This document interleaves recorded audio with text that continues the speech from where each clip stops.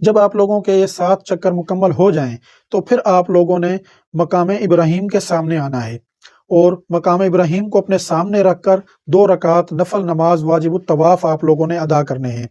تو وہ آپ لوگوں نے اس طرح سے ادا کرنے ہیں کہ آپ کے اور بیت اللہ کے درمیان میں مقام ابراہیم ہو۔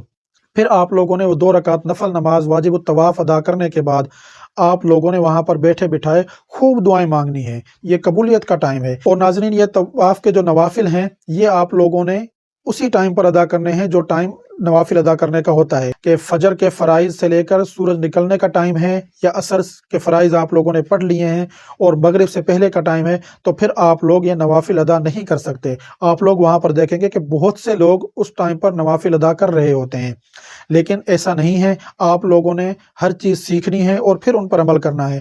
اگر آپ لوگوں کا ایسا کوئی ٹائم ہوتا ہے کہ اس میں آپ لوگوں کا طواف مکمل ہوتا ہے، تو پھر آپ لوگ اگلی نماز کا، یعنی کہ یا تو صبح کے ٹائم اگر آپ لوگوں کا طواف مکمل ہوا ہے تو پھر سورج نکلنے کا آپ لوگوں نے انتظار کرنا ہے، اور اگر عصر کے بعد آپ لوگوں کا طواف مکمل ہوا ہے تو پھر آپ لوگوں نے مغرب کا انتظار کرنا ہے۔ اتنی دیر آپ لوگ وہاں پر بیٹھ جائیں آرام سے، اور نفل کا جو ٹائم ہے اس کا آپ لوگوں نے انتظار کرنا ہے۔ پھر جیسے ہی نوافل کا ٹائم شروع ہو، آپ لوگ 2 رکعت نفل نماز پڑھیں۔